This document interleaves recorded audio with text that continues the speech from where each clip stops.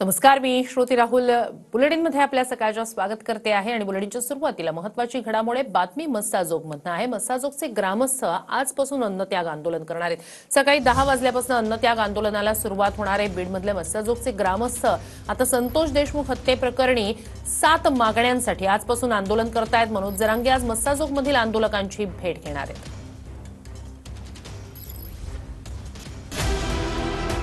अन्नत्याग आंदोलन 7 प्रमुख मागण्या कोणत्या? केजचे तत्कालीन पीआय प्रशांत महाजन आणि पीएसआय राजेश पाटलांना बडतर्फ करून 6 आरोपी करा। फरार आरोपी कृष्णा आंधळेला अटक करा। सरकारी वकील म्हणून उज्ज्वल निकम यांची नियुक्ती करा। प्रकरण जलदगती न्यायालयामध्ये चालवा।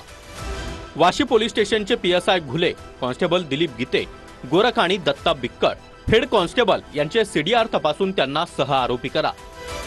आरोपींना फरार करण्यास मदत करणारे संभाजी वायबसे दाम्पत्य, बालाजी तांदळे, संजय केदार, सारंग आंधळे यांची चौकशी करून त्यांना तात्काळ 6 आरोपी करा। घटना घडल्यानंतर संतोष देशमुखांचा मृतदेह केज रुग्णालयात नेण्याऐवजी पीएसआय राजेश पाटील यांनी कळमकडे कोणाच्या सांगण्यावरून वळवला याची चौकशी करा।